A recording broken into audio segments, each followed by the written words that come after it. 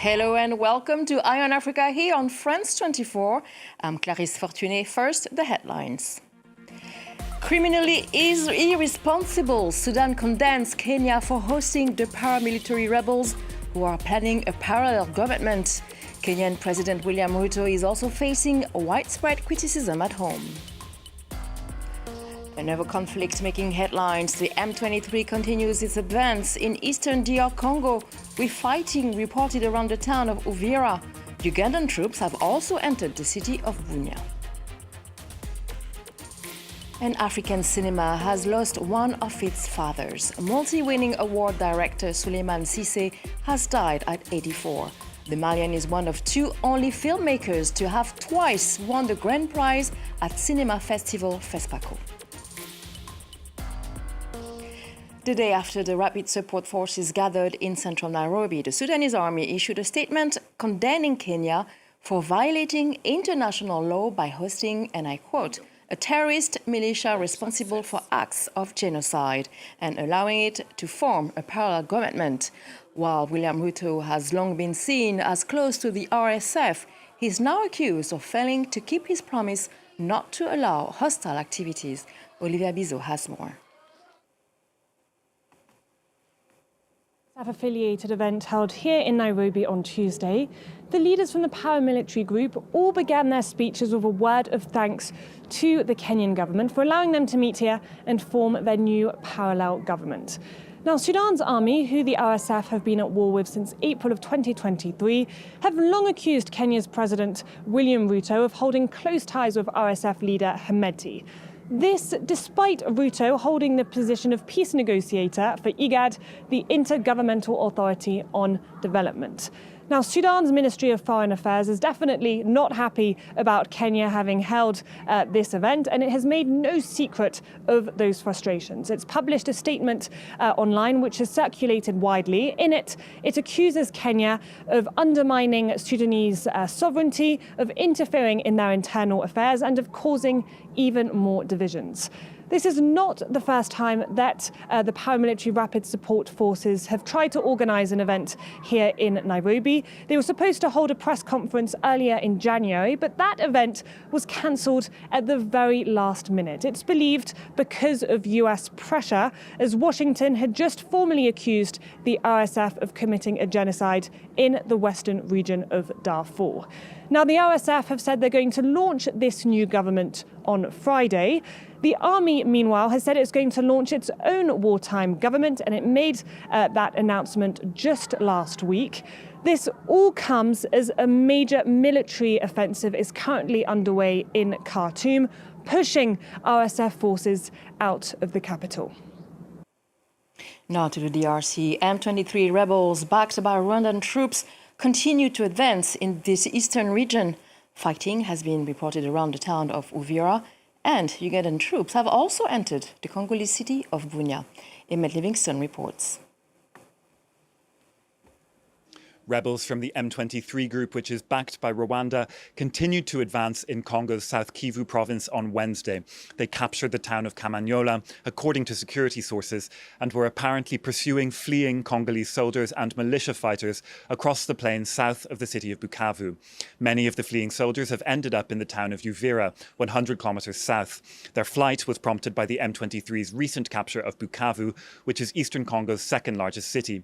On Wednesday, inside Uvira, panicked soldiers and militia fighters were sowing chaos.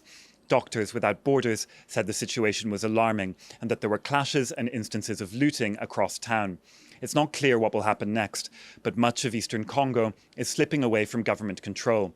In Ituri province, much further north, Ugandan soldiers entered the city of Bunia. It's still not clear why they're there. The Ugandan military said it's part of a joint operation with Congo. And Congo's government spokesman said that people should avoid getting carried away with speculation. Analysts, however, view the city of Bunia as part of Uganda's sphere of interest. Some fear that Uganda will get further involved in eastern Congo as Rwanda also steps up its intervention, potentially regionalising an already devastating conflict. And almost 4 weeks after the capture of Goma by M23 rebels, the families of Congolese soldiers say they've been abandoned.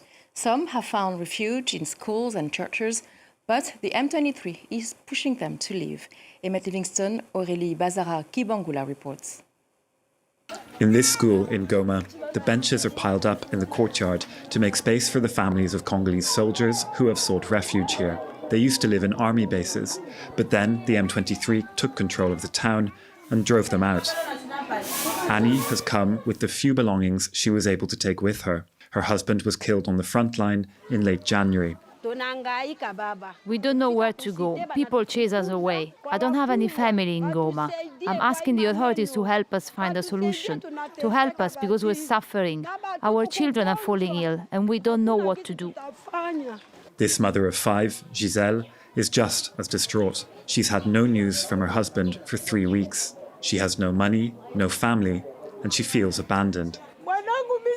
I look for potatoes every day so that my children can eat a little. I've had no news from my husband. I have sold almost all my clothes to get a bit of money. And look, I am in this hole. The rain is beating down on me and my children because we're sleeping outside. The M23 rebel group has ordered the families to vacate the school so that children can start studying again. But without help, it's difficult for these women to imagine returning to their home provinces.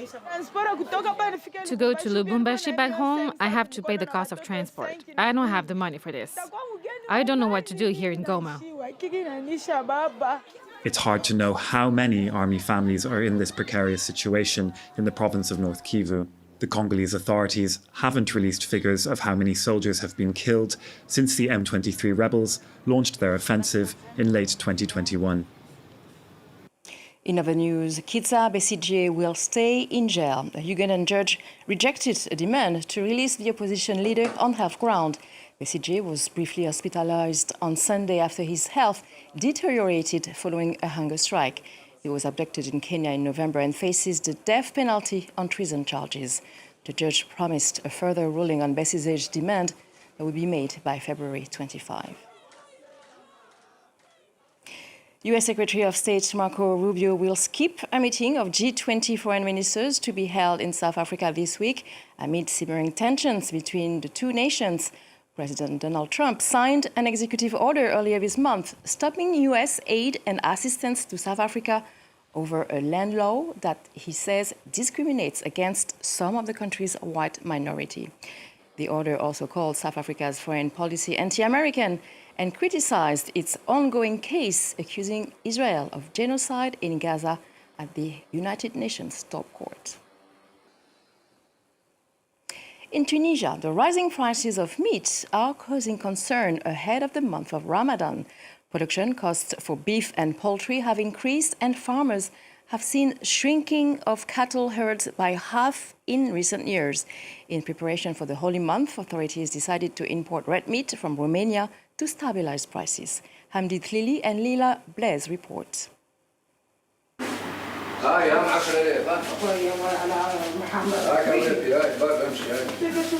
At this butcher in Tunis's Ariana neighborhood, clients count their pennies. A kilo of meat now costs about 15 euros, far more than most shoppers here can afford. Before, we didn't hesitate to buy a kilo and we had leftovers for the week. Now we buy day to day according to our budget. This butcher keeps his prices the same as competitors, but people have less money to spend. Sometimes I have clients who come with only a few dinars and ask me to give them meat. How can I do that when meat goes for 50 dinars? Look at this small piece. Just this morsel is 10 dinars on the scale. You think that's enough to feed a family? At the root of this inflation is a struggling cattle industry. This farmer raises cows for their milk and meat, but has reduced the size of his herd because he can't afford to feed as many animals as he used to. In the past, this stable was full of cows. I had about 20. In recent years, we've had to face many challenges. Animal feed became too expensive. Each year, I'm forced to sell cows, hoping to cover my costs. And in the end, I'm down to 6 cows now. To make up for the 35% countrywide drop in livestock numbers, the government is importing meat ahead of the Muslim holiday of Ramadan. It will be sold for less than locally farmed cuts, but the plan has upset farmers' unions. The importation of meat will only benefit foreign farmers. But as for us, we'd like the state to find solutions for Tunisian farmers. The price of poultry has also rocketed up. It's an important market, and for Ramadan, the government is also trying to temporarily absorb some of the burden on consumers by using time-bound price caps. African cinema has lost one of its fathers. Malian film director Souleymane Cissé died on Wednesday in Bamako.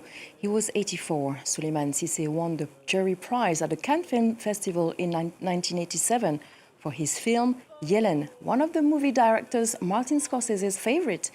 It tells the story based on a legend told by the Bambara people. In 2023, he won another award at Cannes, receiving a Carrosse d'Or, a special prize awarded during the director's fortnight. He was due to chair the 29th FESPACO Features Film Festival to be held from this Friday in the Burkinabe capital, Ouagadougou. He's one of two only filmmakers to have twice won the grand prize. France 24 caught up with him at the 2023 edition. He spoke about his hope for the next generation. In terms of artistic production, I think things have moved forward because I've seen films that have given me enormous pleasure, and I hope that change is finally coming.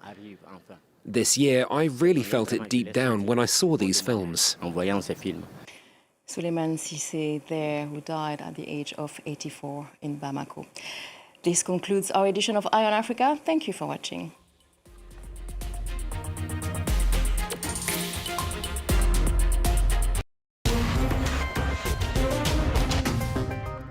Bella ciao, bella ciao, bella ciao, ciao, ciao, wir alle fordern nie mehr Faschismus, wir sind die Romas gegen rechts.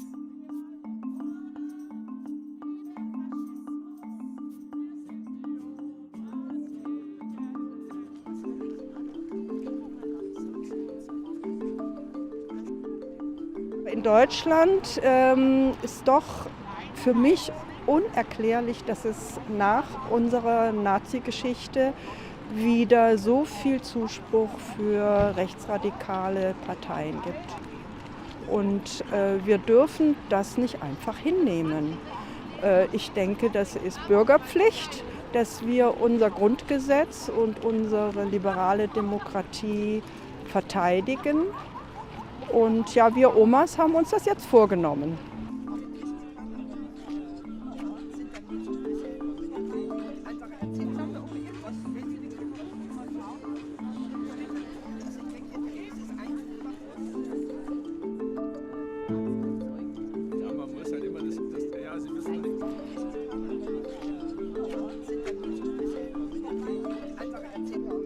Aber die wissen doch meistens gar nicht, was die eigentlich machen. Zum Wählen gehen, weißt du? Die da oben, die, ja, wer ist die? Demokratie ist, wenn du aktiv bist. Geht alle wählen, die Stimme ist nicht.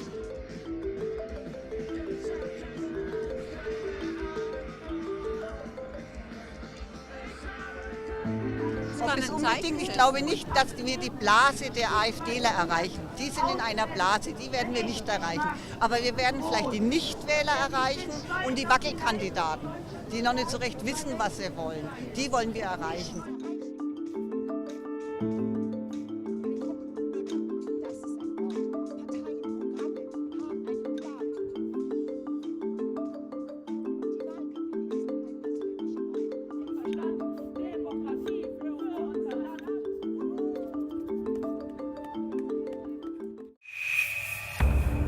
Sierra Leone's islands are sinking. When the water comes, it destroys what we have, our property, as you can see on the video. It destroys a lot. Almost everything is destroyed when it happens. In Freetown, makeshift homes emerge and stretch onto the water. Fastest growing slum in terms of population is Kube community. Currently the population is about 40,000. Sand extraction and urban sprawl are paving the way for disaster. I'm really worried about it because we faced this problem many times before. But some locals are fighting back, replanting mangrove, lives and reinforcing dams are part of the daily battle for the future. But I know they do this because me don't put me, but for other people and future generation, we know how to put it. Don't miss our report from Sierra Leone on France 24.